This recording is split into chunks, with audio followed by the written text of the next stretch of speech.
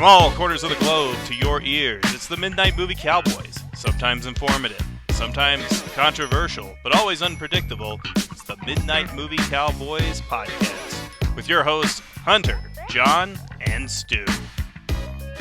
And now, on with the show.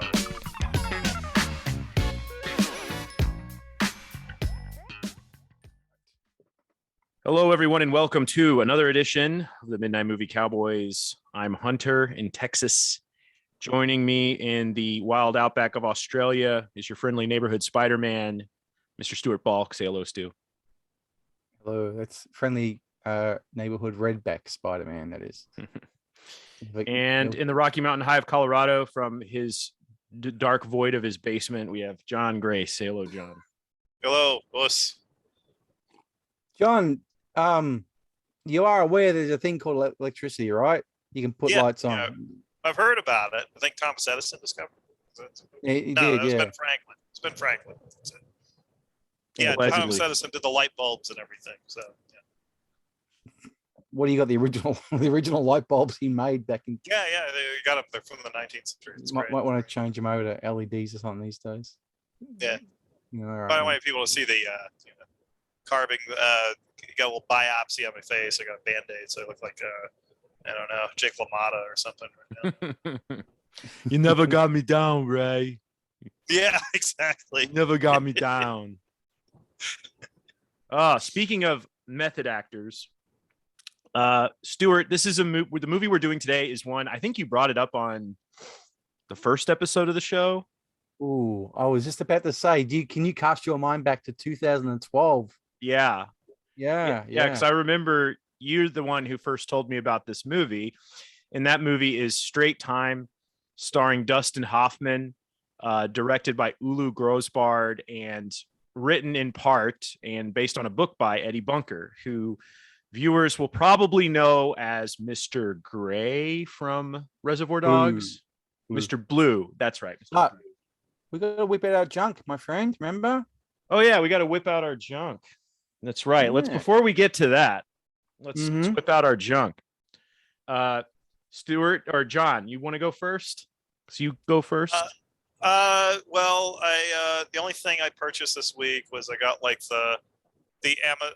I have no visual for it, but the Amazon Christmas trial for Paramount Plus. It's like 99 cents for 2 months. Oh. And disappointingly, can't watch Yellowstone on the Amazon version, which I thought was odd. Because I think if you have it on cable or something, you can watch it on there. But they've got a lot of the Paramount movies. Looks like they got some Fox films on there as well. They probably licensed from Disney. It's got all the usual Star Trek stuff. I don't think I'm going to watch most of that. I'm original series only. But that's about it. It was just like, I thought it'd be a fun splurge for the Black Friday special. And also, I'm doing this on a new laptop that I purchased yesterday. So Apple? We'll you don't like Apple, do you? No, I could go for Apple because Best Buy, everything is just so overpriced and everything. It wasn't a great time to shop there, but they're more reliable than Target or Walmart. Apple computers are very expensive. I probably wouldn't have one if I didn't get one through work. Right. I would. I won't use Windows anymore. I just can't. Yeah. I understand. I gotta say, real quick. I don't know about you boys over there in the US, but bloody hell, the Black Friday and Cyber Monday deals this year through Amazon were terrible. Yeah, worse and worse. I didn't buy anything. I didn't get anything from Amazon, nothing. I couldn't. I just looked at things. Except I thought, for okay, Paramount. Yeah, I'm not looking for things, 50% off, but there was nothing. I thought nothing shifting in price, so I just didn't. There's nothing. I just thought. I'll say honestly, Amazon's Prime Day member deals they have for the 2 days, wherever it is, earlier in the year, way better. Way better than Black Friday sales. I bought more. Yeah. Anyway. All right. Stu, you want to whip out your junk? Yep. I only got one. One and a bit. I've got I bought an Amazon deal for 99 cents for 3 months, Audible. So it gets me 3 audio books for $1, and then it's $16.50 a month after that, which I will not be doing. But the other one I moaned about it last week. I found it. Motorheart. Oh, nice. You're in the picture, Stuart. Oh, you got to remember this. Fantastic album. Choose virtual background. None. There we go. Oh, what an album. Holy hell. This scene is unbelievable.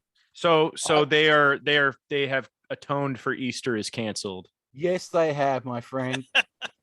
that was such a disappointment. It's not terrible. It's not as bad as I thought it first was when I heard that back in 2019. But it slowly gathered momentum. This one, no, the first time I heard it, I was like, holy shit. I bought the deluxe one. That's all I ever buy with the Darkness. Too. Out of the 12 songs, there's 9 for the standard album, 3 bonus. I would say 8 out of the 9 tracks are outstanding. Yeah. And 1 is really good. Yeah. Well, the bonus tracks, 2 are great, and 1 is just okay. Mm-hmm. In terms of all the albums, I listened to all the albums by the Darkness after I bought this. I went back from Permission to Land right to including this one, everything in between. Man, this one's way up there. Like way up there is one of the best. Yeah. Unreal.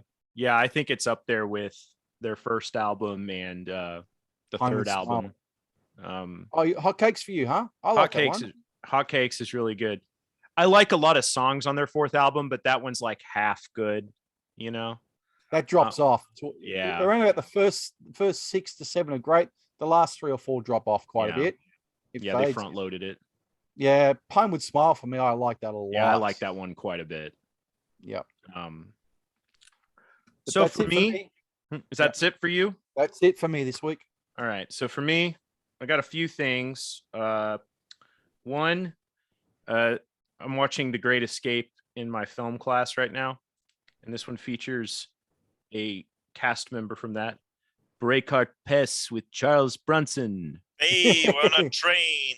Hey, it's in the snow. Check it out. It's got a slip cover. Oh, yeah. It's a new picture. It's a new picture.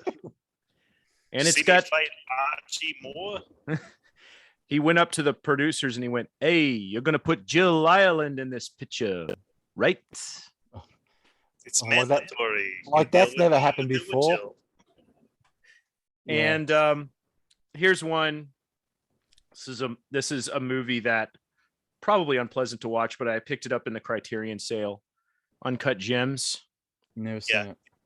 It's like an Abel Ferrara film. It's very stressful, but I had to complete my Criterion Adam Sandler collection, you know. But the packaging's pretty awesome. You know, you got the little jewelry thing because Adam Sandler's an unscrupulous jewelry dealer. Oh wow, there was some wacky stuff in there. Anyway, but and it's got a bunch of the shorts that the Safdie brothers made with Sandler afterwards, and a lot of features. So yeah, but the movie, it reminds me of is Bad Lieutenant, really. Oh boy. Yeah, really? It's a lot like Bad Lieutenant, where you're watching a guy dig himself deeper and deeper and deeper and deeper until and he's such a loathsome person, but you're rooting for him anyway. Does it equal the hammy Keitel acting in Bad Lieutenant? Oh man, Sandler's. There's no scene where Adam Sandler does heroin and dances around naked. So good. That's a relief. And last but certainly not least, I picked up Criterion's Once Upon a Time in China. Oh, which has not just 1 through 3, but it's got 4 and 5 as well. Which I did not realize when I bought it. Never heard of it. Did it have Garrow's footage? Did you fast forward to that? Did you skip to that part right away? No, but I wanted to. If there is behind the scenes footage for Once Upon a Time in China and Once Upon a Time in China in America. That's it. That's so. So Garrow Nagosian involved. Yep, he got paid. He did by Criterion for it. Yeah, they paid him. Wow, I did not know that. That's very cool. That was for the Once Upon a Time in Armenia. Yeah.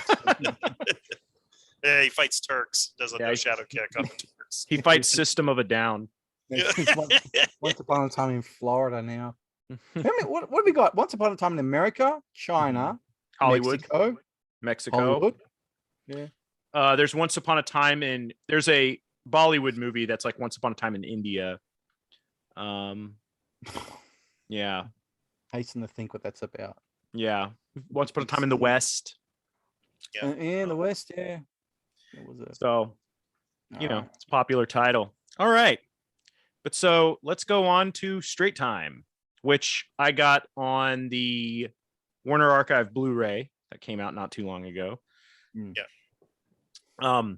But yeah, Stuart, this is one that came onto my radar because you mentioned it years ago. Gosh, almost 10 years ago now. Yeah, 2012 when we did Yeah. the ill-fated movie trading club with the one episode. Oh, we're gonna do this every few weeks now, and one of those MMC brain farts we had. Oh, new segment, we're gonna do this. Oh, new segment, we're gonna do this. And anyway, and that was the episode where I got you to watch like Give My Regards to Broad Street. Oh yeah. Yeah. And we watched, what was it? The other one, was it something else that was in that episode? You got me to watch something. I can't remember what it was. I can't remember. That was a long ass time ago. Yeah. But so, you know, this came onto my radar because of you. What's your history with this movie? It's obviously very special to you. Yeah. Okay. So I remember this from the VHS days. Remember seeing the Warner Brothers clamshell case and just seeing the picture of on the front of the box was Dustin Hoffman with the beanie on, and he's inside the when he goes to rob the poker place, the poker party, but that fails. Then he breaks into the other place later on that night. Anyway, there's a shot of him where he's crouched down, he's got his gun up, and he's got a beanie on. That was a shot of the VHS cover. I thought, oh, it looks pretty cool. And Makes it look like an action movie. It does, yeah. And rented it out in the very early 90s because I was on a real Dustin Hoffman kick at that time. And this is really at the pinnacle of his sort of rise as one of Hollywood's big sort of five actors. Because he had, you know, it was just before Kramer versus Kramer, which exploded, you know, with him. Yeah, there's other films before that. He had Lenny, which I is one of my top three films of Hoffman, along with Midnight Cowboy. And I borrowed this one. I thought, okay, and I watched it. I was really impressed with it. I thought this is a good movie that I've never heard of, and not one of the ones that gets spoken about in the circles of films of Dustin Hoffman. No, and which is strange. No. And so the DVD of it got released many years later. Here, I looked in the back of the box and it said 2007. I did pick it up when it came out because it was one of those $9.99 cheapies. So, yeah, I picked it up, and I think I've seen this, excluding today, probably about 3 times beforehand. The last time probably would have been about 2012 when we were going to do that episode, and it just never eventuated. And then when you said about Straight Time, I said, oh yeah, sure, that'd be a good one to watch. So, but yeah, it's one of those ones like Al Pacino's got one called Scarecrow. He did back in 73 with Gene Hackman, or 74. It's one of those forgotten films that they have. It's not like with Pacino, it's Dog Day Afternoon, The Godfather, and Justice for All, or De Niro and his ones, and it's one of those sort of buried ones that they've got. And but one that's certainly just as good as the other films they made, and shot by Owen Roizman as well, which is a big plus for this film. Yeah. Let's see, Owen Roizman. I need to see what else he's done. He did 3 Days of the Condor, Exorcist, French Connection, Addams Family. Solid. Yeah. Another Dustin Hoffman movie, Tootsie. John, are you a big fan of Tootsie? Not really. I just wanted to ask an absurd question. I'm surprised it hasn't made a big comeback, considering all the headlines these days and trends. It might be considered problematic today. I think you're right, Hannah. Yeah. I think it might be one of those things where it's disingenuous, or they don't consider it being taken seriously or something. Right. But yeah, no, that's a great cinematographer. And the Blu-ray of this movie looks fantastic. Okay. Yeah. I've just got the DVD still, and I thought I played the DVD on the 4K TV, and it looked just fine. But I figured you would have picked up the Blu-ray of it. Yeah. So I was gonna ask you what it was like. So you're a big Dustin Hoffman fan, Stu? Yeah, sure. Yeah. I wouldn't say everything he's made is top shelf, but I do like him. I think he's overtaken De Niro over the last few years as one of my sort of higher placed actors, just because of De Niro's big mouth. That's all it is. And honestly, like if you had asked, I remember I was talking to a friend the other day, and he said, if you had asked me 10 years ago, Pacino or De Niro, I would have said De Niro. And he goes, today I'd say Pacino. And both Pacino and De Niro have done their share of bad movies lately, but I think De Niro's CV has been just chock full of garbage the last decade. Oh, like he's in debt from his divorce, so he's literally taking anything they're saying. Oh man, but he's really sullied his legacy with bad movies. Like Pacino's been in some stinkers, but Hoffman, he's done a few. Like he has a few of those turkeys in there. Like I can't stand Meet the Fockers. Come on, who's gonna say it? Ishtar, man. Oh, Ishtar, yeah. But for the most part, he's kind of been a little more choosy about what he picks, and I think only having one ex-wife helps that. He's been married to the same woman since 1980, so wow, that helps. But what was a movie recent that was not recent? It's over 10 years old, but a movie that he was great in was Barney's Version. Did any of you see that? No. It's based on a novel by Mordecai Riegler, who did he did a book that was made into a movie called it had what's his name? Richard Dreyfuss. Dreyfuss. It was The Apprenticeship of Duddy Kravitz. It's kind of a forgotten movie with. Oh, I remember that one. Yeah, I know seen about on VHS. That. Yeah. It's based on a novel by the same author, and it's actually like related to it somehow.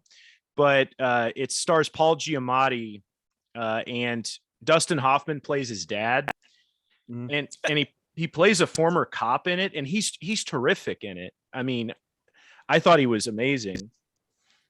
But that's kind of a movie that flew under the radar, that if you like Paul Giamatti, it's worth checking out. It has a lot of director cameos in it too, like Ted Kotcheff is in it, and David Cronenberg and people like that. Oh god. Yeah. Lots of Canadian directors. Adam McGoyan didn't pop up. I think he is in it. I need to look, but I think he might be in it. I memed it into reality. Let me see. I'll tell you another film that he made that I do like was his performance as Mumbles in Dick Tracy. Oh yeah, he's giving a typical Dustin Hoffman performance. Yeah. Yes, it is. What about Madigan's Millions? Anybody seen that? His Italian film? No. Yeah, no, I've never seen that. He didn't want his name on it. I think he was so ashamed of it. It was his first... they probably tried to sleep with his girlfriend or something. Oh yeah, he did a movie in Italy not too long ago. Recently. Really? Yeah. It wasn't like a Lamberto Bava movie, was it?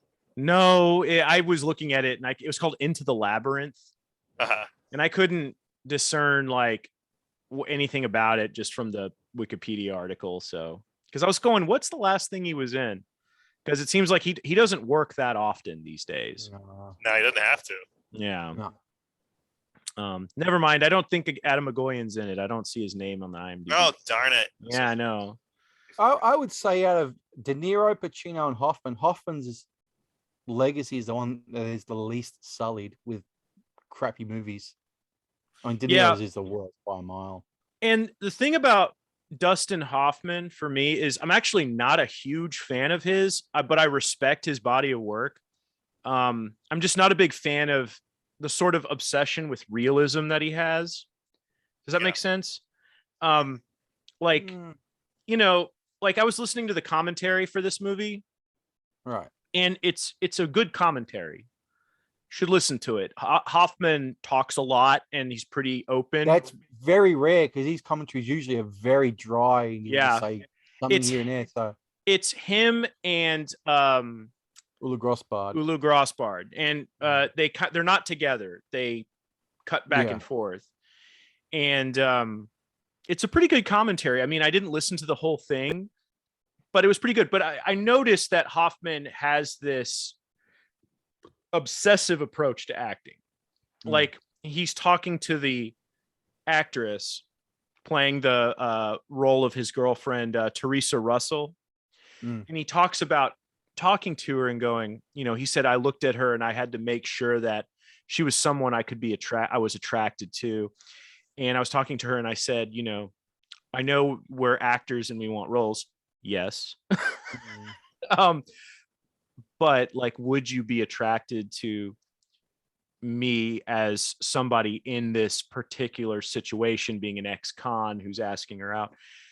And he said, and she said she had that in her past. And he goes, I don't know if she was lying or not, but it was very important to him that be real. And I'm like a 21-year-old woman trying to break it is not going to say, nah. No. Like, and when you're an actor, those roles, you want it, Oh yeah. But he has this obsession with realism and he constantly is talking about like, oh, I went to a surgery and I took pictures and I videoed it and I noticed the way they talk and you spend time with ex-cons and it just, and I'm not like, his work speaks for itself. He's made a lot of great movies.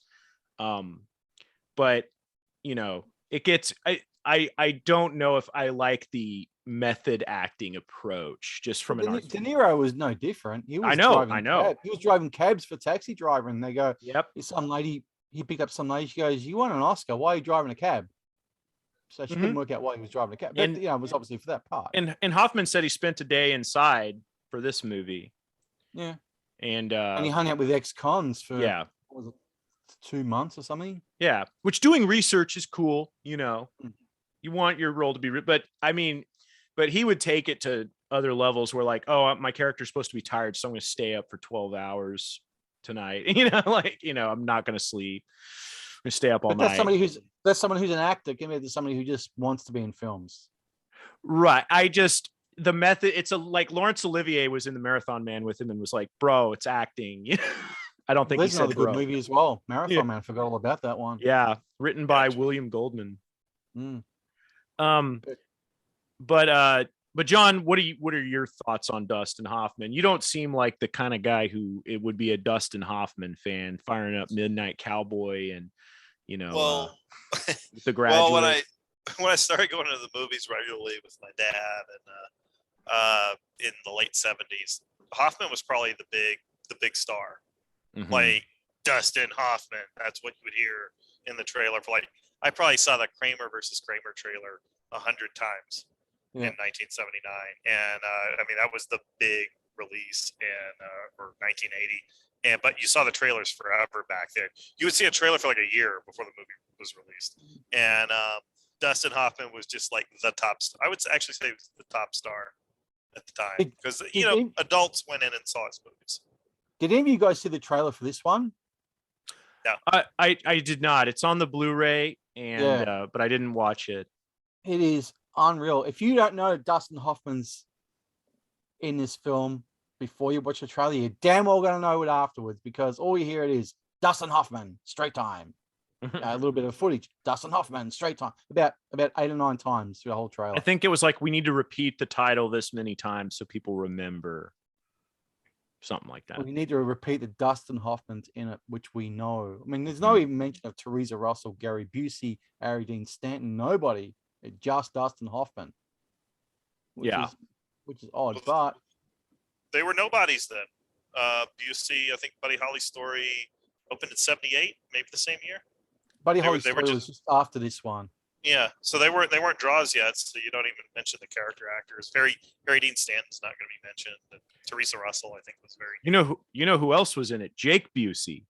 Yes. Yeah, I didn't know that until I saw the credits again. Oh, there he is. Yeah, that's his son playing his son in the movie. And a thin Kathy Bates. Yeah, that was wild. I had never seen Kathy Bates skinny before, or skinny for back Kathy then, Bates, yeah. For Kathy Bates. But yeah, Busey, I'm looking at his, oh my gosh, he's done so many movies. Busey, yeah, when he did this, okay, he'd been in a few things. Let me see here. I think he was in Big Wednesday. He was in Big Wednesday, yeah. Okay, yeah. When was There was a villain in a Kojak, maybe one or two. This movie came out in 78. Yeah. I don't see it on. Oh, there it is. Okay, this was just before Buddy Holly's story in Big Wednesday. Yeah. But he had already done. I think he was in Thunderbolt and Lightfoot before this in 74. He had a few scenes in that. Yeah. Right. Buddy Holly's story, by the way, great film. Well worth your time. You know what? I've never seen it. That's one I've. It's a good watch. It really is. He got an Oscar nom for it. Yeah.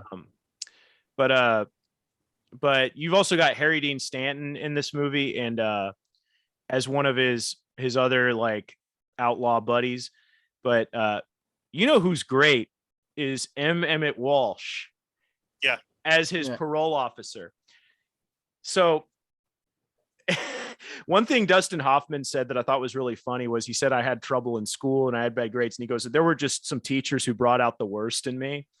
And he goes, Emmett Walsh had exactly that quality. This film. When Hoffman's wailing into the parole officer in the car, probably some of them punches are probably real. Some of them were connecting, I reckon. That's the only problem I've got with this film is the whole subplot with the parole officer just disappears after he's chained to the fence. Yeah. Yeah. Obviously, there would have been a warrant out for his arrest. I mean, he's not going to stay chained to the fence forever. So obviously, there's a warrant out. He pantses him.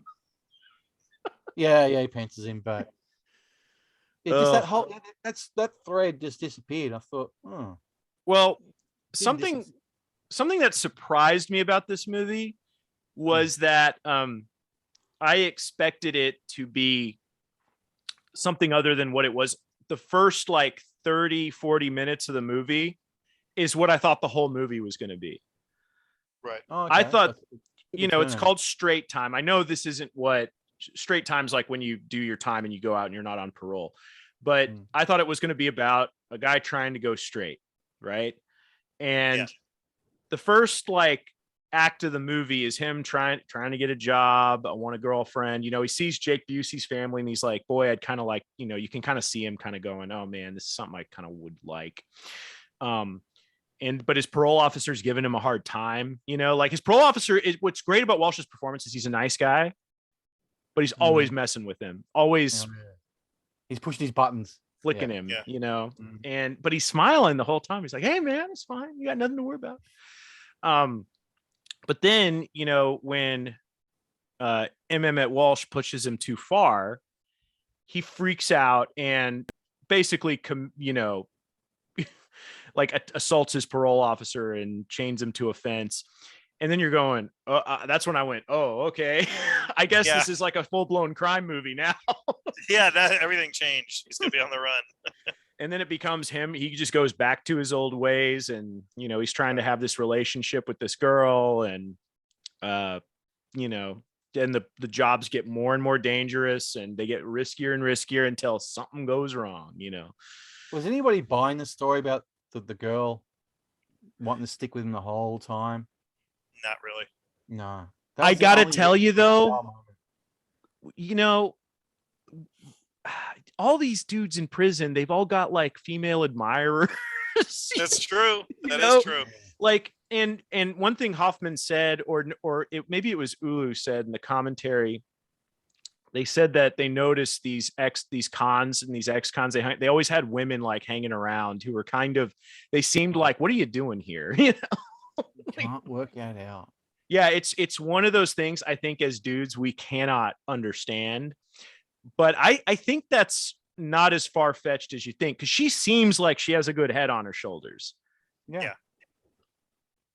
But like that scene where he goes in and takes her from work to get in the car, like if I was her employer, I'd call the cops. Exactly. Yeah. because he's like grabbing her and stuff. You know, it felt like at times he was trying to get her to leave because she wasn't understanding this is a life he's chosen. He can't break the cycle. He doesn't know how to do straight time. Mm-hmm. And hence why at the end, which I won't give it away, it was almost like she was too, I wouldn't say stupid, it's a bit of a tough word. She just wasn't comprehending this. When he goes, I'm going to get caught. He was basically saying, just go. I'm going to get caught. I'm not going to take you down with me. Just sort of wake up a bit. But fun fact about this actress, Theresa Russell plays the girlfriend. Spider-Man 3, man. She's also in Wild Things, which was a legendary movie among schoolboys. Your age, right? When you were in like 3rd grade? Yeah. You had to get some of that Nev Campbell. What was her name? Denise Richards. Denise Richards and Matt Dillon. that threesome action there. That's the only thing people know about. Didn't they make sequels? Didn't they make like direct-to-videos? Yeah, make that 1 or 2 more. Yeah, I'm not too sure. It was directed by the guy who did Henry Portrait of a Serial Killer. Yeah, John McNaught. Yep. But Theresa Russell, she played the voice of Daria Nicolodi's character in Tenebrae. Yes. For the English dub. Yeah, that's true. Yeah. And married to crazy Nicholas Rogue as well for a number of years. Oh, wow. Don't like that guy. Wow. He made one of the worst Elvis movies I've ever seen. What Elvis movie did he do? Live a Little, Love a Little, which was just know that. Weird. Just the one where Elvis is in multiple rooms in the house, and it's bizarre. Yeah, he did that weird Mick Jagger movie Performance. That was terrible as well. And he did the David Bowie movie Man Who Fell to Earth. Man Who Fell to Earth. Yeah. Everybody likes Don't Look Now, the Donald Sutherland, Julie Christie horror film. Yeah, that is good. That's probably his most well regarded, and it's got that shock ending. It's the one people still talk about. Yeah. That and The Witches is probably his best known stuff. Right. He did direct that. He was the original director for Flash Gordon, the De Laurentiis production. Oh wow! Fired. Yeah, and replaced with another director who seemed wrong for it. So yeah, let's get the guy who did Get Carter. Wasn't it that guy? Yeah, Mike Hodges. Yeah. But yeah. Are you guys familiar with Eddie Bunker's other stuff? The guy who wrote this, because this movie is basically about him. Yeah, right? Like he wrote. I read one of his '80s crime novels, like whichever one came out in the late '80s. I checked it out from the library when I was in high school or in college, and I may have known. It was probably after I saw Reservoir Dogs, and then I went and checked it out because I realized, that's the guy from Reservoir Dogs, the real ex-con. So, he wrote novels, and it was a pretty violent, like hard edge crime novel that was really big at the time. When you had writers like William Conitz and Marcel Montecchino and Eugene Izzy getting stuff published, and I think all of those guys are dead now. Or William Conitz was another one. It's like, all those guys were dead by the late '90s. Or Bunker died in 2005, I think. Yeah. And he also co-wrote Runaway Train, one of the best Cannon films. Yeah, he did. Never seen it. I know of it, but I've never seen it. Oh, we should do it on the show. It's fantastic. It's getting a Kino Lorber, I think, release. I guess everything is now. Yeah, I think I have the Twilight Time release. That's probably just fine. Yeah. It's going to be the same transfer. Yeah, I didn't feel the need to get the Kino Lorber one because I... Is it the one with Wesley Snipes? Or was it an earlier one? You're thinking of Money Train. Yeah. Oh, no, okay, Money Train. Runaway Train has John Voight and Eric Roberts. And Eddie Bunker's in it too. But it's Danny Trejo's film debut. That's right. It's directed by Andrei Konchalovsky, who put Eddie Bunker in another movie, Tango and Cash. Yes. Playing a police chief or lieutenant. I think, Bunker, you would be good as police chief. You'd be in the role of your oppressor. I had to do this in Soviet Union. You know who actually finished Tango and Cash? It was Who was it? Alone. Albert Magnoli, the director of Purple Rain, Oh wow. and the Jeff Speakman movie Street Night. It wasn't Cosmatos. Didn't get. No, it was. Mercy Call? I thought it was going to be Peter McDonald, the second unit director, but it turned out it was. They brought in Albert Magnoli to kind of doctor it or whatever they. I've actually got a confession. I still never seen Cobra yet. I've not seen it. You're not missing much, man. No. No. Everyone just seems to go on about Cobra. I thought it doesn't interest me at all. It's not that good. It's all. I thought it was bad when I was a kid. Yeah. What did the see it with my Hicks- dad and my dad ran into an old friend and the guy said he thinks too much of himself. Yeah. So that I was gives you gonna- the general impression of the movie.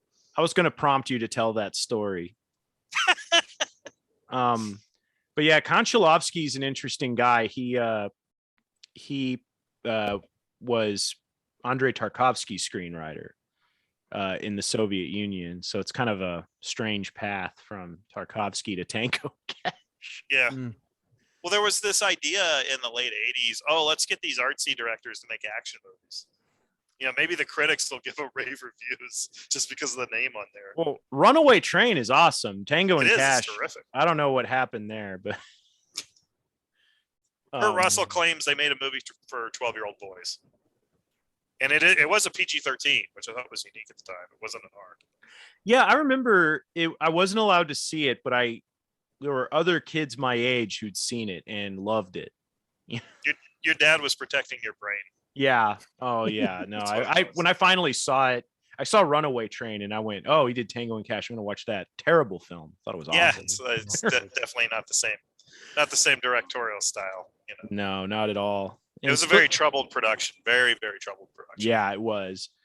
But yeah, and Bunker was also in The Long Riders, which is a very overrated Western from Massively overrated. Walter Hill. I remember I was so excited to see it.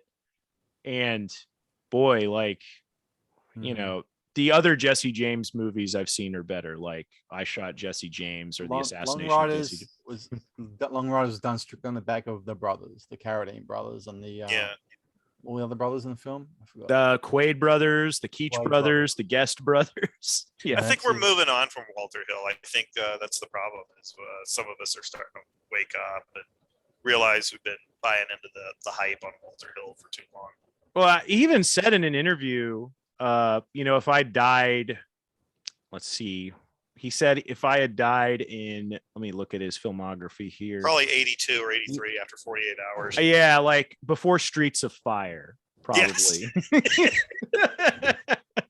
He goes, I would be considered a genius and one of the all-time greats. He goes, but that's not the case. I actually watched.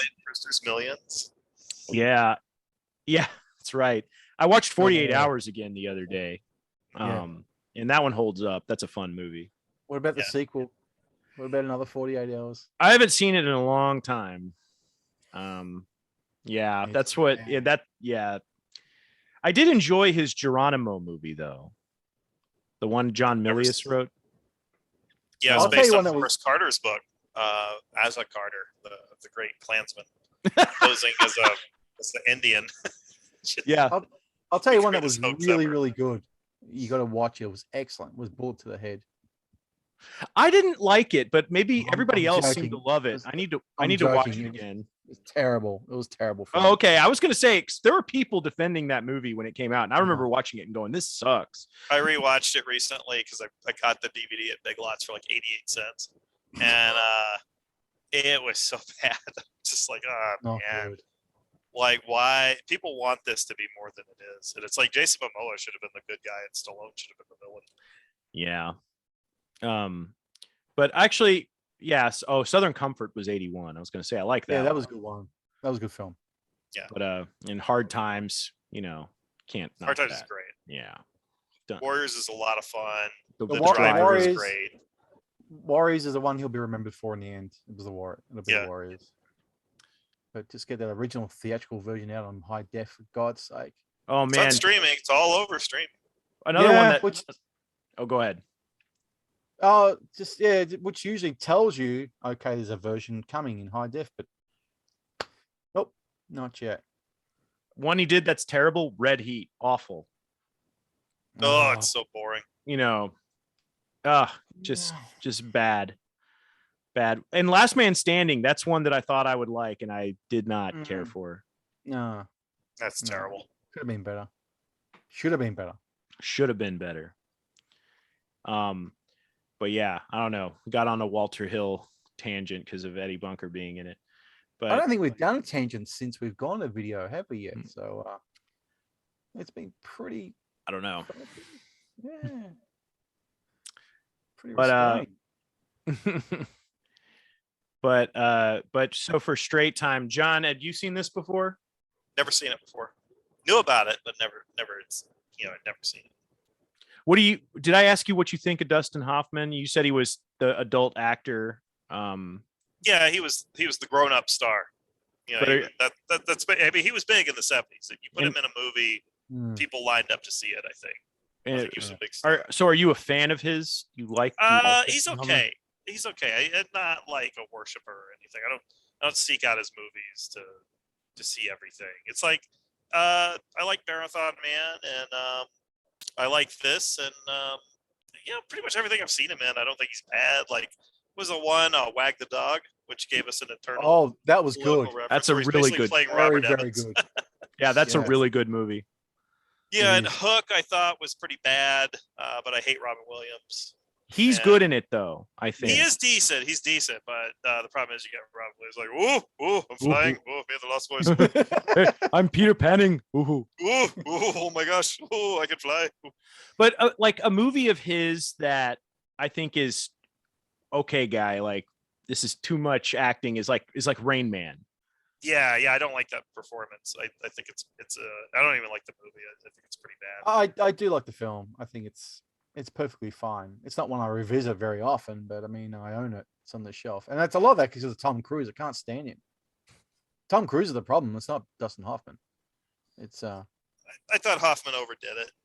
There was something hammy about it. And maybe because he was the first to do an extreme performance like that, but it didn't work for me back when I saw it. God, I was in high school when I saw the damn thing. What do you think of Straw Dogs? You like Straw Dogs? I never liked it that much. It's very overrated. For what for the supposedly graphic, violent film it is, which I'm sure it was back in its day. You don't like the movie about where Peckinpah's like talking about how the urbanite cuck must meet the ruralite and be confronted by him to discover his masculinity, and also women are evil. Like, that is one of the most misogynist movies ever made. Sounds very MGTOW. Yeah, it is a MGTOW movie. Go on. I was just gonna say one movie that he's great in that I like a lot is Papillon with Steve McQueen. It's okay. I like that one quite a bit. Well done. But I was gonna say, John will remember because you won't, Hannah. Tootsie was absolutely massive when it came out. Yes. Huge. You can't fathom just what an absolute smash it was everywhere. It was just. I was aware it was big because my mother was a big fan of it. And if she's a big fan of something, then it must be huge, to reach her, But it was a massive hit, huge hit. I think probably John would be his biggest of all time. It might be the biggest, I think. Yeah. Yeah, I mean, because it was like monster hit that year. It cost $21 million. It made 177.2. Yeah, and this is 1982 money we're talking about, I think, or 3 money. This and Kramer versus Kramer cost 8 and made 173. Yeah, he was a star, man. He was a big star. He was the man. I'm seeing some others. That's another MGTOW film is Kramer versus Kramer. Oh yeah. Holy shit. He might be the most red-pilled actor out there, Dustin Hoffman. Is it good? Is it a good movie? I've never seen it. It is well done, yeah. Okay. It's a very good film. It's basically a movie about how evil family court is. Mm-hmm. Yeah, it's going to be pretty compelling there. Coach Greg Adams talks about, on a daily basis. But yeah, Wag the Dog is the one that's like super underrated. That one needs to be rediscovered. I agree. Very, very, very good film. I thought it fell apart when Woody Harrelson showed up. Then it kind of lost me. And he's also a recent one he did is that Noah Baumbach one with Adam Sandler, the Meyerowitz stories. Oh, haven't heard of it. Yeah, I think it's on Netflix or something. It has Adam Sandler, so of course you know all about it. That's right. That's right. You're the big Adam Sandler mark. It means it's automatically Kino. He's done a few movies with Sandler. He also did The Cobbler too, which looked terrible, I gotta say. Harlan Ellison was a fan. Oh, he was? Okay. Yeah. Before So his death. when Criterion releases that what's that shitty movie Happy Gilmore on Blu-ray, it's going. We need Price is wrong, Bob. We need a Criterion box set that's done like the Zatoichi box set of all the Happy Madison movies. All of them. No, including Grandma's Boy. Yes, Grandma's Boy will have a seat of honor. And Grown Ups. And Grown Ups 2. Grown Ups 2 especially. Grown Ups 2 is great. That movie where they're going to look for Bigfoot. It's got like Steve Strange Wilderness. Yeah. The Fred Wolf movies. Yeah. And you'll have some of the the bonus features will be the Rob Schneider ones. And it'll have that Jewish cartoon and the Hotel Transylvania cartoon. Right. And the Nights of Hanukkah or whatever the hell it's called. Yeah. Eight Crazy Nights. 8 Crazy Nights. Yeah. 8 Crazy Nights. Yeah. Nights of Hanukkah. No, trust me. Hey, Criterion, if you're listening, I will buy it. It won't erode your brand at all. Yet they'll release that yet in the Blu-ray.com forums. We somebody going yet. Such and such hasn't gotten the release. I'm just that forum just makes me want to smash your head on the table. Yeah. But yeah, this was my first time watching this, and even though this movie seems like a very Dustin Hoffman film to me. It seems like it's the essence of Dustin Hoffman, which is why I can't believe it's not more well known. It's buried amongst all the other ones like Marathon Man, Kramer versus Kramer. It's just one of those ones it's in there and it's really, really good, but it's just not one that. And I don't think it was a huge hit. It only made like 10 million at the box office, which, I don't know. I can't find the number of what it cost. Wouldn't be much. Yeah, that's really mediocre. That's a mediocre take for 1970. On IMDb it says 4 million estimated. So, not a flop or anything. It did respectable business, but this to me, like, it's like a pure Dustin Hoffman vehicle. It's a very actor piece. Yeah. And I think he was supposed to direct it, but I think it turned out he was kind of inept as a director. Right. And I think Ulu Grossbard was a guy he had a history with in theater. And on the commentary, Hoffman never says I was supposed to direct this or anything like that. There was an ugly lawsuit over it. Time where I think they were suing each other and probably gave it some bad publicity. But if you think about it, if it grossed 10 million, think about that same year, the Chuck Norris movie "Good Guys Wear Black" grossed like 20. Oh wow! Okay. Yeah, so puts it in perspective. Yeah, and that's a half-assed Chuck Norris film, really. Yeah, it was his first, but it was a big hit. Hang on, when was A Force of One? Was that 79? Yeah, that's 79. Yeah, that's much better. Yeah, that's better than Good. That was also a big hit. That made something like 19 or 20 million. But then by the time Chuck made Forced Vengeance, that only grossed like 4 million. That bombed at MGM. So we were trying to figure out what hurt Chuck at the time. Like maybe he was overexposed. Well, hurt Chuck was working for Canon. Ugh. Yeah. Well, the thing is, okay, like he didn't work for Canon until 84. He made Missing in Action. And so, but Force Vengeance was 82. And Eye for an Eye did okay. Silent Rage did all right, like 18 million, not as good. But then Force Vengeance, 5 million. Was that the one we did a commentary for? Force Vengeance with his hat, Chuck Norris. Yeah, we did that one. Yeah, many. It's got the voiceover. He touched my hat. Yeah, it's really silly. Yeah. But I think that but on the commentary, Hoffman talks about putting this movie together and that Ulu was brought in later. Yeah. So he talks about like he found the actors, so it kind of confirms that this was his ship. And then later I think according to Wikipedia, Grossbard was brought in because the investors were going, oh my gosh, like we had a day of shooting with Hoffman and we got nothing. Yeah, they were real crazy about that stuff back then. I think he's too pedantic to be a director. Yeah, as far as an actor goes, like he has this actorly, he's that obsession. You can bring that to acting, but with directing, like he's too entrenched in what he's doing. Yes, to separate himself and become a director. Yeah, I don't see him being a guy who could separate himself, his performance, and all that. He seems too manic obsessive about what he's doing. He should have let Burt Reynolds come in and direct it. Yeah. Did you guys? If he was just a director and nothing to do with the acting at all, so he could probably pull off. So Eric shared a very good story with me recently about Burt.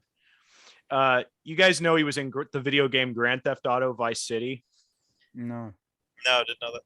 Yeah. Why would we know that, Hunter? Well, I don't know. That is a star-studded game. It's got Dennis Hopper and Ray Liotta and Chris Penn. No, wait. I think he was in San Andreas. Anyway, it doesn't matter. So Burt was doing the voiceovers for it, and the studio was quite hot, and Burt was getting pissed. He just didn't like doing it, and he was sweating through his shirt. And Burt's assistant went, he didn't tell Burt. He goes, I'm going to go get Burt another shirt. I'll be back. And he leaves and gets Burt another shirt and hands it to Dan Hauser, the head of Rockstar Games. And the Hauser walks into the studio and goes, Burt, I got you a shirt. And Burt thought he just went and got him a shirt, was like, you're a sweaty mess, you pig, and it said, Burt goes, there's going to be 2 hits, me hitting you and you hitting the ground. Yeah. I believe it. Yeah.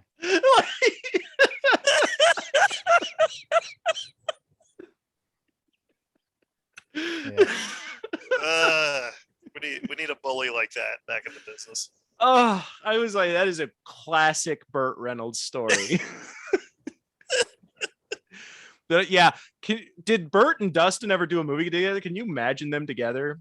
Oh, God. Like, yeah, I should have done a Cannonball Run. Could have been Arabs. Aha!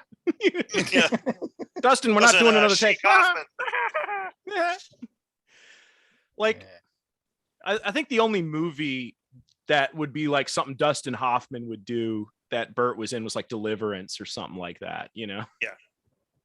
Or actually, they were in a movie together. Oh no, wait, no. Hold on. No, I'm thinking of Eddie Bunker. He was in Adam Sandler's Longest Yard. Okay. Burt Reynolds. So sorry, I just got those crossed. Actually, if Hoffman had done comedy, he could have done The Longest Yard.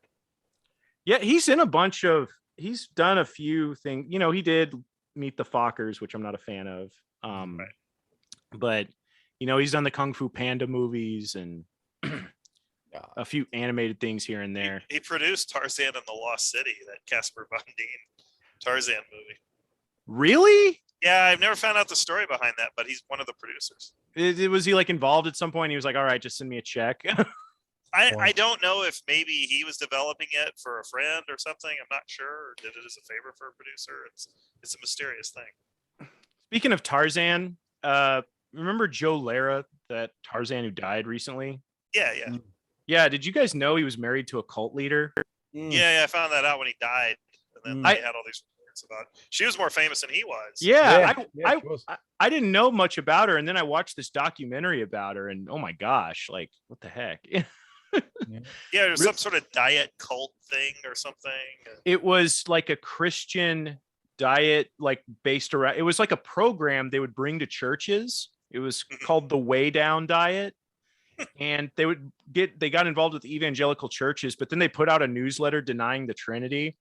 And so every church dropped them. And so she started her own church and it was more like a cult, but Joe Lara like had kids and stuff like that. And she was married and she divorced her husband and married him. And they kind of had this like, they would do videos together, and everybody was like, "Oh yeah, Joe was acting. It was just it would be playing a part." Jeez. Yeah, but yeah, the documentary miniseries I watched on it did not paint Joe Lara in a flattering light at all. Poor Poor Joe. Joe. I watched one on YouTube. Misled. I think it ran about half an hour, 45 minutes about them, and that was enough. Strange people. Yeah. Yeah. Well, speaking of actors who were formerly models and got through nasty divorces and did bad movies, I was reading an interview with Billy Zane today, and Billy Zane said, "If you saw my career take a nosedive in the '90s, it's because I was getting divorced and I just wanted to pay all my alimony like that year." Nero. Yeah, and he said, "I took anything and everything I could get my hands on." And that's what's happened to Cage as well. Yeah, that's true.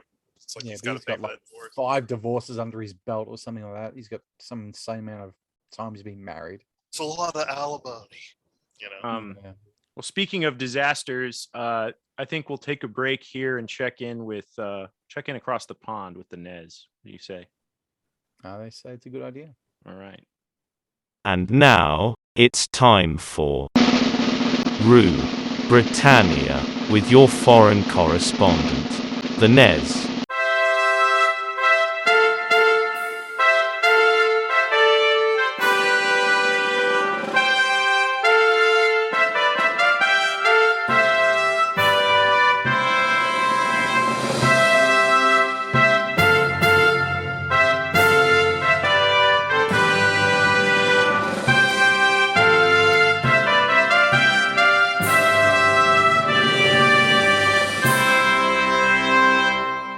This is your weekly briefing, and you are most welcome to it. In a move that will surprise nobody other than poker players who use tarot cards, the Prime Minister's lack of support amongst Tory backbenchers over the last year has now finally led to 12 MPs filing letters calling for Shirley's resignation to the party's parliamentary governing body, the 1922 Committee, and its chairman, Sir Graham Brady. In short, serious. Effectively, the 1922 Committee requires 54 letters from MPs demanding Shirley to step down to force a leadership challenge. All the more secretive given how Brady never briefs to the media, let alone the Prime Minister, as to just how many letters are received. 12 letters so far is no surprise, not least given how Doris has never really all that much been remotely interested in the idea of actually cultivating any friends in the backbenchers. He's never talked to them, never drank with them, never shook their hands. Upon publication of the story, Downing Street refuted it, the problem being that the story was published by both The Sun and the Daily Telegraph on the same morning.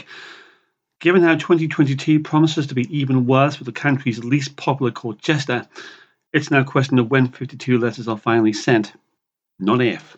Meanwhile, the government has tantalised the English public this week with the promise of a second Christmas lockdown by bringing back the mandatory policy of face mask wearing in public. The policy won't, however, be extended to hospitality, just general retail. Odd. This as the government also, in response to the outbreak of the Omicron variant, implements a travel ban on 6 African countries. 6. Why so few? Either way, all rather inconvenient given how the Tories face 3 Christmas mid-term by-elections caused by 1 MP resigning in disgrace over corruption, 1 MP dying of cancer, and 1 being murdered by a Muslim. Omicron indicates bad electoral timing indeed. Also indicating the idea of bad electoral timing is the suspicion that the government is now going to push for a 3rd jab policy after Christmas, which is to say just in time for English and Welsh council elections in early May next year, which means the possibility of a Tory bloodbath. Hardly a wonder that so many Tory MPs now no longer sit behind Shirley at Prime Minister's questions, as the smell of failure has accumulated, so now possibly also the idea of electoral losses. Sport. And having sacked 4 managers in 8 years, Manchester United have decided to bring in the German Bockwurst this week by appointing interim manager Ralf Rangnick until the end of the season. Rangnick, one of the Bundesliga's most respected managers, will be expected to utilise his managerial skills in motivating a multinational squad of millionaire knee-benders, BLM activists, freeloaders, shift shirkers and tax-avoiding fashion models back into the results business over Christmas. "Sehr glücklich to be here," said the chirpy Ralph to the Manchester Evening News. He never clearly interviewed a German before. "I've heard so much about Manchester and Manchester United I had to come. Bobby Charlton, Oasis, Freddy Unterdreamers, Coronation Strasse, The Living Dead at the Manchester Morgue, Terrorist Bombings, The Happy Mondays on Heroin, Orange Buses, Bellevue Circus, Piccadilly Radio, Fred Talbot, Stuart Hall. He rambled incessantly. Anyway, Ralph becomes the third German manager in the Premier League, though fourth if you actually include an Austrian. The message in the pasta: if you're a fan of a Premier League club, ask your chairman to get you a German manager for Christmas. Otherwise, like the Saudi Arabian royal family in charge of Newcastle United, your club's going down. Media. And woke CRGT Suicide Junkies ITV ran into difficulty this week when this year's I'm a Celebrity Get Me Out of Here was interrupted by one of the contestants leaving the show after contracting Kung Flu. Also causing difficulty was Storm Aaron, which meant that the live show was effectively off for 2 consecutive nights. A shame, given the number of people who've appeared on ITV shows over the last 5 years who subsequently ended up committing suicide, resulting consequently in one program being formally cancelled and consequently multiple lawsuits. ITV, the Compassionate Be Kind channel. Anyway, with this season's location being a castle, the remaining contestants, comprising as usual the annual bunch of ex-panto dames, ex-Tory MPs, ex-singers now clogging up OnlyFans, ex-children's TV presenters with murky pasts, will be so cold, depressed and suicidal they'll positively be throwing themselves off the battlements in order to win the annual cash prize of £100,000, providing of course they can survive in order to actually collect. False values. And finally, and it's not really all that much in relation to anything particular, Ridley Scott's House of Gucci is a piece of shit, kind of like Boris Johnson. He, funny enough, is a completely useless piece of...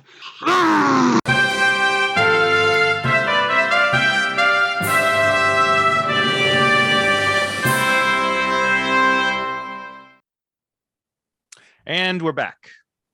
Straight Time, starring Dustin Hoffman and Harry Dean Stanton. What do you guys think of Harry Dean in this movie? And Eddie Bunker's hair dye as well. Yeah, Eddie Bunker's hair is embarrassing in this movie. Just want to say. He's wearing a wig. Yeah. Oh, it's awful. I was going, why would you show up dressed like that? Because he's naturally a ginger, but it's dyed black. It's like Elvis black, and it doesn't suit him at all. Yeah. No, it's a very bad look. Harry Dean Stanton, no matter what movie he's in, he looks like he's the same age, which is like 65. Yeah, he's one of those guys. When he was 25, he looked 65. When he was 65, he still looked 65. Call it Alice Cooper genetics. Yeah. Oh, big time. One story about him that I think is really funny was Monty Hellman said in Two Lane Blacktop he was constantly complaining about having to play Monty Hellman goes homosexual. I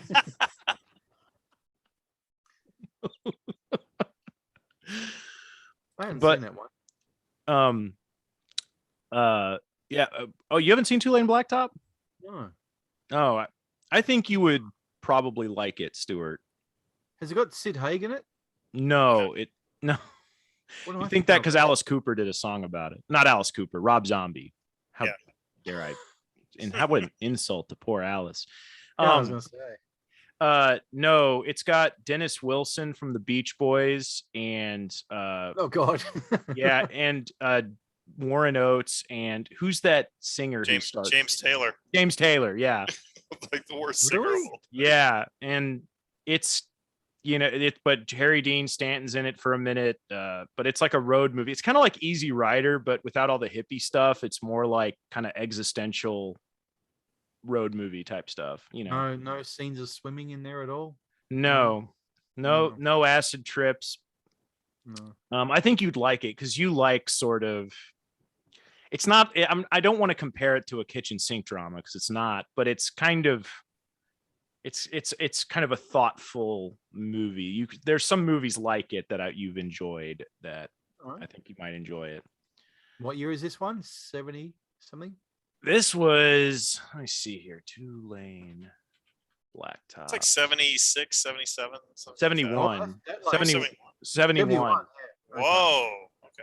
Yeah, and it's also written by Rudy Wurlitzer, who wrote Pat Garrett and Billy the Kid, and he wrote Walker for Alex Cox. Very Gonna say, small walk filmography, a but Texas Ranger there for a second. yeah, no. Oh, he wrote a movie for or no, oh no, he didn't write it. Never mind. He was in a Robert Downey Sr. movie. But Speaking of Robert Downey Sr., when I mentioned the Gong Show movie the other week that I picked it up, Mhm. it's one of the writers.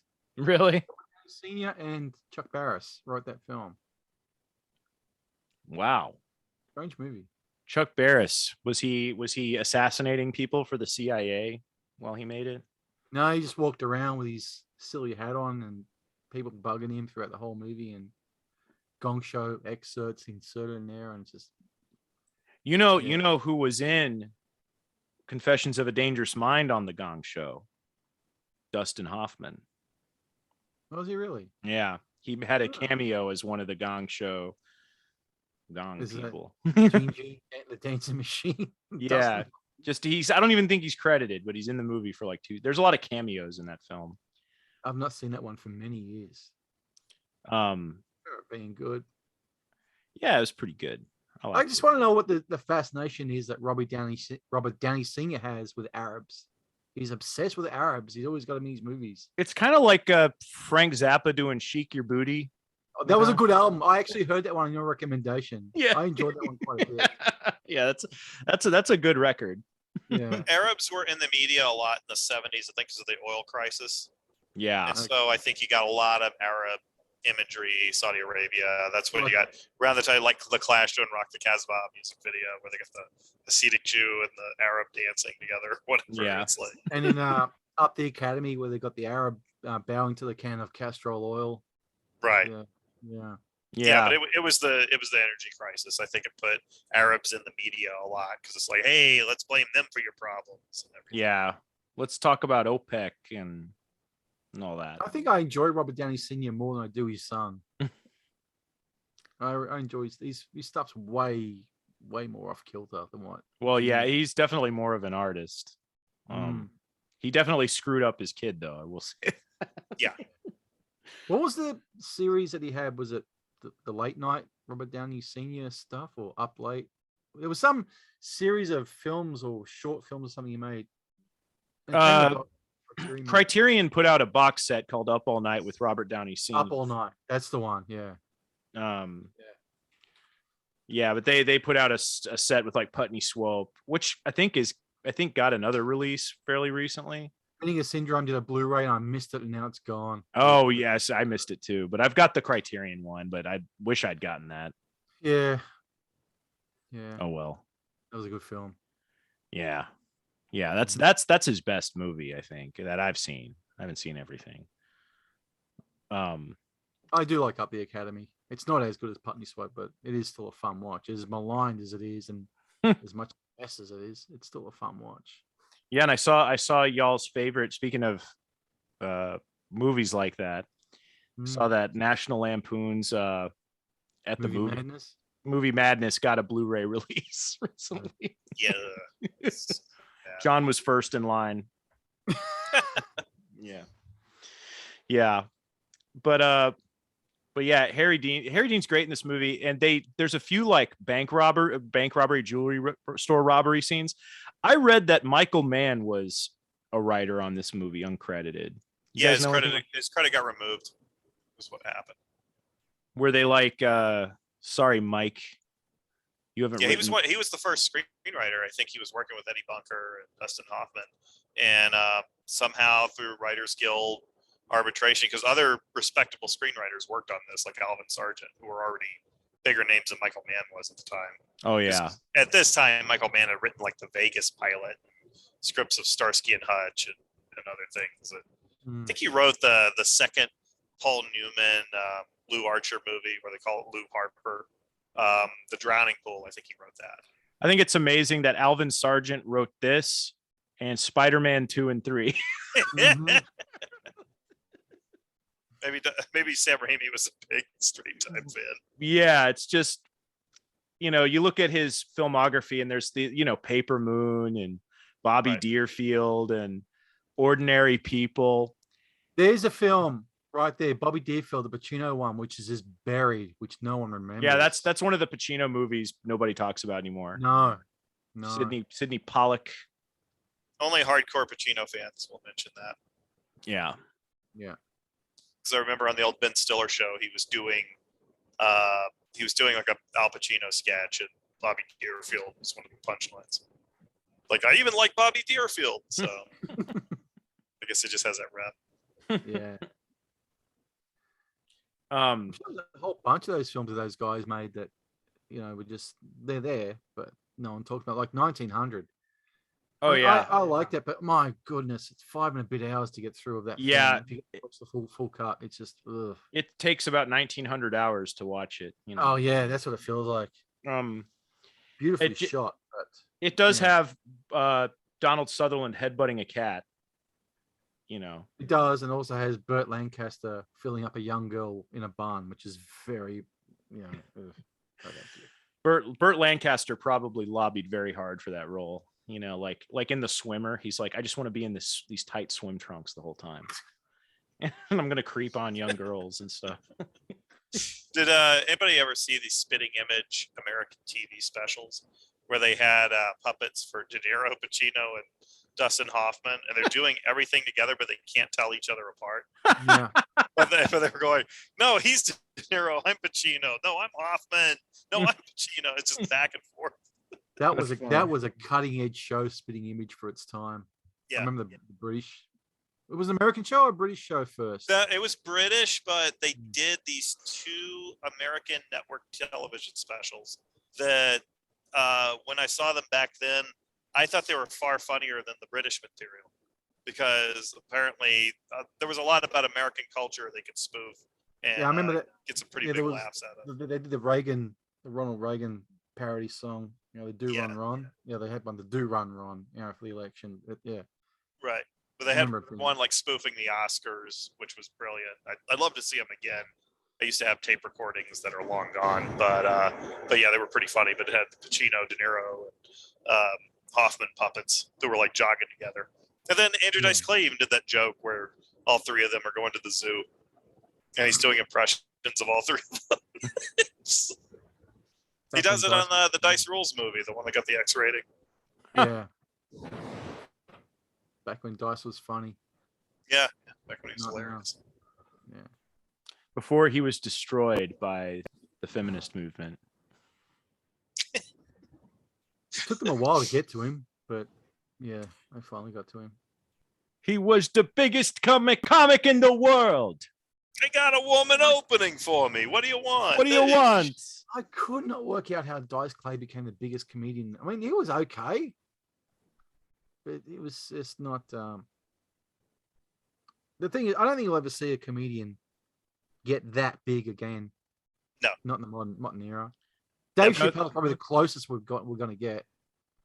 Man, there was like half a year where Dane Cook was huge. Yeah, remember that? Like, he was massive for a minute. He's your generation, right? Oh yeah, he was big when I was in college. Right. He was a big deal. Like, I remember he hosted SNL, and I'd never heard of him. Like, I was totally just completely alien to me. He had a very big flash in the pan, but you listen to his stand up and you go like, these aren't even jokes. Like, like this is no. I think wasn't he like a MySpace comedian in a way? Maybe, yeah. He might have Friendster, maybe even Friendster. I don't know. It was after Friendster, because I remember MySpace was still big when I was in college. Right, I think he was a MySpace guy.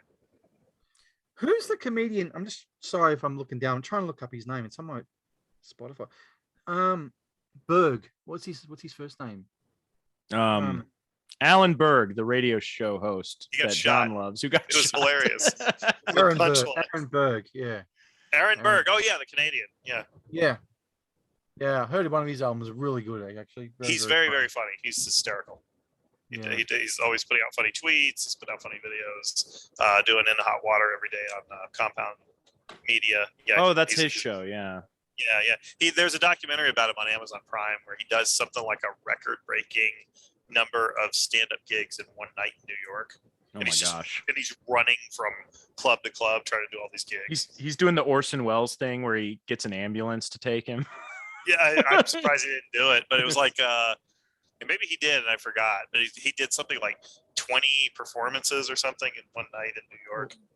Orson Welles is because he was just overweight. That's why he got an ambulance. Nothing. Well, this was back when he was like young, handsome Orson Welles. Yeah, he was somewhat normal weight.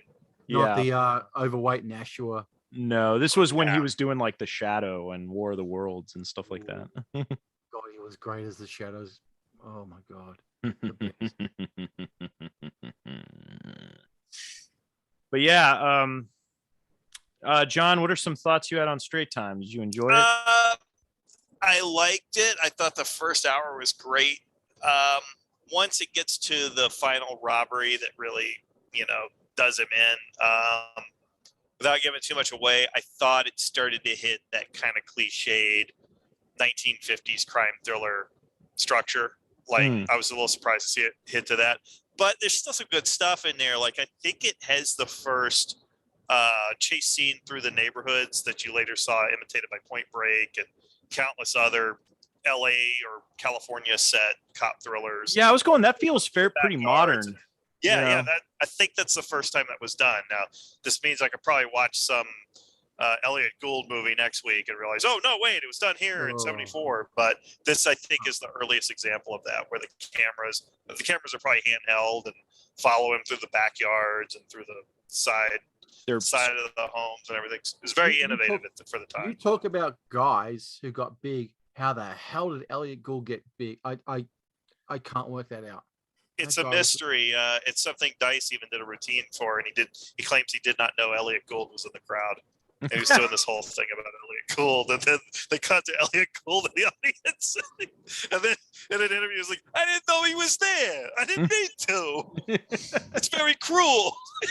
Elliot, suck my dick. Hey, it was like, Elliot Gould. What is Barbara Streisand doing with an Elliot Gould? Yeah, he was married. That might be the mystery of his career is Barbara Streisand, and Robert Altman really liked him. Barbara Streisand is a mystery. She's a very unattractive lady. I'm sorry. But like Altman just really liked Gould and put him in all kinds of movies. I saw one, Modern Problems, I think it was. I was just like, oh, God. I like The Long Goodbye. That's a fun one. Yeah, Long Goodbye is good.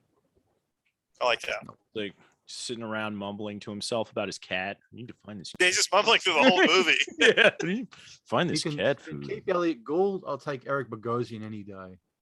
Eric Bogosian's in Uncut Gems, Stu. Oh, is he? Yeah. Okay. Oh. Might have to watch it now. He's also Armenian, like our friend Garrow. Yes, he is. Well, his last name's ending in IAN. I would never dream. Yeah, I know. Yeah, nobody could have possibly predicted this. He's one of the only ones. Him, and Adrian Barbeau, and Garrow. That's it. Kim Kardashian as well. Don't forget her. Yeah, that's right. Kardashians. The Elliot Gould movie, that the title alone is like, what is going on? He did a movie with Cannon called, hold on, I got to find the picture of this film. I mean, the name of this film. Who is Harry Kellerman? No, not that one. It's called the title. Oh my gosh, where is it? I'm looking for it on IMDb. It's a movie. I think Menachem Golan directed it. Oh boy. Chinese. Isn't it like a fake? It's like a fake Woody Allen movie, right? Yeah, it is. And the documentary on one of the Canon documentaries, Elliot Gould, he goes, I called Menachem a cocksucker, and he got really mad. And I went, I'm just kidding. He goes, I'm just kidding, Menachem. You're not a cocksucker. Can we do the scene now? I can't remember if it was Electric Boogaloo or the Go-Go Boys that he said that, but I can't find the name of this movie, but I'm sure that it's under a different title. I'll figure it out. Yeah. But I don't know. Elliot Gould, he's good in some things, He has some okay movies. Ocean's 11. He did the first version of ER as a sitcom. He did. Yeah, there was an early version of ER before the Michael Crichton TV version that was based on the Chicago play with Elliot Gould in the lead, and it was on CBS for like half a season or something. It was like 83, 84, something like that. And then Anthony Edwards got big from Revenge of the Nerds and said, "Nope, I'm going to ER. Don't you ever mention Revenge of the Nerds to me ever again." All right, well, then they brought it back. They tried ER again in the 90s with the Michael Crichton developed version, and that was done as a straight drama with some comedy, and that worked better. But this was like a sitcom with like a laugh track and everything. Yeah. You know what? Speaking of Revenge of the Nerds, I got my new glasses in, by the way, my nerds glasses. My old prescription ones are gone. They're rooted. You put together some model airplanes. No. If you watch Anthony Edwards in Revenge of the Nerds 2, that is the most uncomfortable you have ever seen an actor in a film who's basically screaming, "Get me out of here." He did it for contract reasons, right? He had to, yeah, he's contractually obligated to do it. Otherwise, he said, no way. He will no longer do any reunions with the things, any cons about that. And if you look at the Blu-ray of Revenge of the Nerds, there's only Robert Carradine on the cover. On the old VHS, used to be him and Anthony Edwards, because Anthony Edwards said, "No, you can't use my image no more." I don't know what it is his problem with that film, but he doesn't want nothing to do with it. Okay, I found the movie I was thinking of. Okay. It's called Over the Brooklyn Bridge. But the working title was My Darling Shiksa. Jeez. And it's about like Elliot Gould plays a guy who's trying to get a loan from his uncle, but he'll only give it to him if he leaves his Shiksa girlfriend. That's what it says. That's really going to draw the crowds in Iowa. I don't know why films didn't succeed. Wow. Oh, yeah. It's got No Sid idea. Caesar. It's got Burt Young, Carol Kane. God, Burt Young. Sarah Michelle Gellar is young in. Oh my God. But just I remember they called it by its working title in the documentary on Canon Films, and I was going, "That's a heck of a title, right?" Kind of head turning. I'm like, "What?" Strange. Yeah. All right. Anyway, we want to rate this thing or what? Yeah, let's rate it. Stuart, this movie's of one you're a big fan of. What would you give it out of 10? I'm going to give it an 8. I really enjoy it. Yeah, it does, as John mentioned, just drags a little towards the end. Where I was, a bit of clock watching, hitting the display. Okay, 20 minutes to go. All right, 10 minutes to go. But overall, solid movie, and well worth your time. If you're going to look at Dustin Hoffman films, push all the ones that you've seen aside numerous times to the side, and watch this one. Yeah, it's on streaming, right? You said to rent or I rented it on Amazon. It was $1.99. I could watch it in HD, so which was worth it. It's worth $2 as a rental, or pick up the Sure. Blu-ray, which is out and about. Mm-hmm. Yeah, the Blu-ray looks fantastic. I have the Warner Archive Blu-ray, and it's. There's your one. Your one comes with the 20-something minute mini feature on there as well about Eddie Bunker and the making of. I gotta say, it says, okay, that's one thing. I don't know if I'm stupid or what, but it says that on the case, and I couldn't find it on the disc. Uh-oh. Yeah, so buyer beware there. Oh boy, okay. I'm gonna have to look into that. I was gonna watch it, and then I couldn't find it, and I was going, right. Yeah, okay. It should be under the menu of, it should be the commentary selection, the mini feature, and then the theatrical trailer. It's on my DVD. I opened extras. It just had commentary trailer. Uh-oh.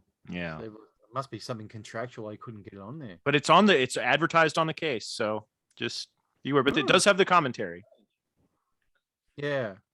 But the 22-minute feature or mini piece is really good because it's actually shot in 1977. Yeah. And they're making the film, and it's talking to Eddie Bunker, and he's, disgusting dyed black hair, and it's a real interesting piece. But I don't know, I have a bit of further search on there.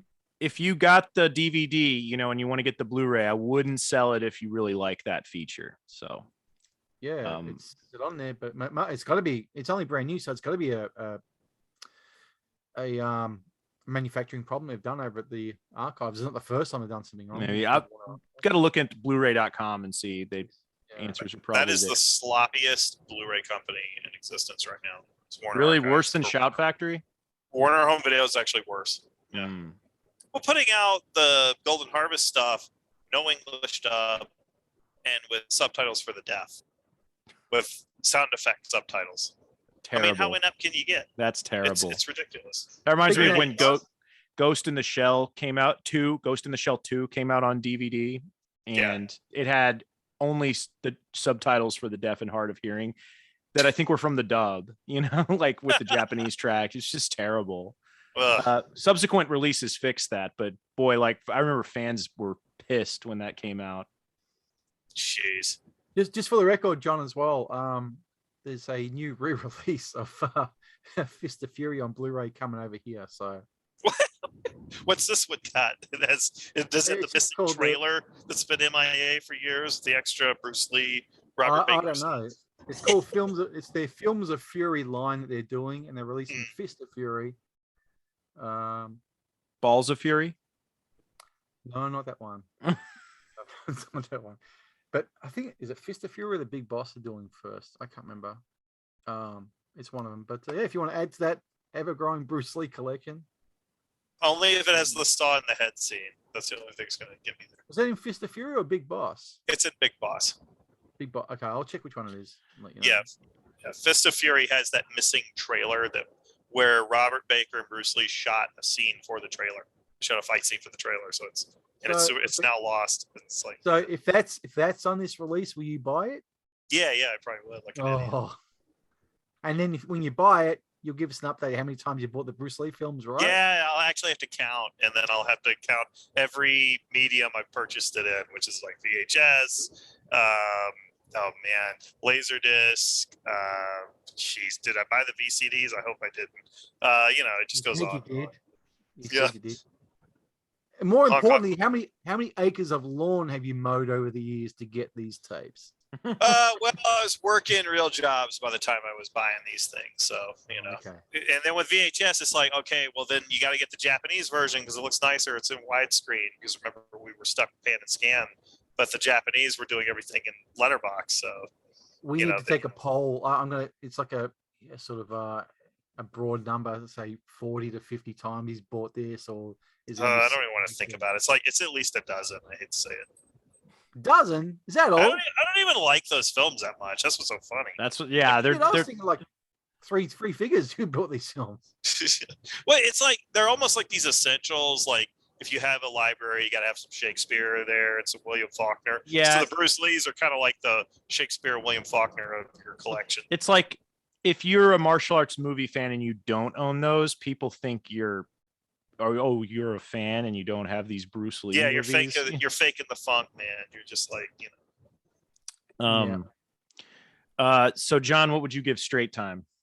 Well, my general opinion is first hour is great. Does hit cliche land, like especially when Gary Busey screws him over. He's a little too preoccupied in his jewelry store robbery and everything, not to give too much away. But and Theresa Russell, I thought I've never been impressed with her as an actress. Although she looks good in this, she has some good scenes. It's probably her best performance that I've seen, and we're talking about a career of a lot of bad performances. But she's good here, decent, I suppose. Other than some problems in the second half, I think it's a pretty damn good movie, and a lot of the reality and the way that Hoffman comes off as an ex-con, like he's a wiry little tough guy, which is not something he probably got to play too often. Usually he plays wimps or like Marathon Man, a much tortured marathon runner. It's just he comes off great. Like when he just snaps in certain violent scenes, it's terrific. And, it's believable. The comedy is not forced. It's very natural. It's very slice of life when stuff happens that you kind of laugh at. It's The comedy is every time Gary Busey opens his mouth. It's yeah, just like that too. Teeth everywhere. This is, Yeah, and Emmett Walsh, and like when he does the robbery with the crappy little Saturday night special, the bullet falls out. Oh yeah. But it's got a lot of really compelling stuff. It's obviously was an influence on Reservoir Dogs. I think that's why Tarantino actually hired Eddie Bunker to be in the film. And it's got a good naturalistic feel, and it's an adult movie, which how often do we get to see that these days? And it's not for children, and good. And there's a lot. It is really like maybe one of the more underrated 70s films, without a doubt. Yeah, I'd rather watch this again than some of the stuff we put too much praise on, like Mean Streets. Yeah. Oh, 100%. This is better than Mean Streets. Right. So what would you give it out of 10, did you say? I'd give it an 8. Easy. Yeah. It's solid. I think it's one of the essential crime movies of the 70s. I think this and Friends of Eddie Coyle, and this is actually more entertaining than Friends of Eddie Coyle. Yeah, I'd give the this other one as well. The other one as well, sorry, Hunter, is Charlie Varick. Yeah, Charlie Varick's really good. But it's a caper film. It's not believable, but it's a really strong caper film. I do like it quite a bit. Well, I would give it a 9, but I wasn't as bothered by the bagginess towards the sort of the cliches, the tropes, Hunter. Yeah, I mean, I like that stuff, so I don't really care. Yeah. But yeah, I would say it's an essential Hoffman movie. Like if if you've never seen it and you like him, go watch it. It's great. I don't have much to add off what hasn't been said already. So yeah. I do. I got one more piece that I forgot to mention. Oh no. When I was watching this film, I said they should have renamed this film Lung Cancer Time because the amount of smoking in this film is ridiculous. Yeah, constant smoking. Goodness. Yeah. Lung Cancer Time. Yeah. It was the 70s. Yay. All right. Well, do we have anything to plug before we go? No, I don't. Oh, I got the Joseph Quo box set ordered, and it's on its way. Oh, nice. I need to get that. Yeah. I thought you would have got the Darkness album by now. Me? Yeah. Yeah, I've got it.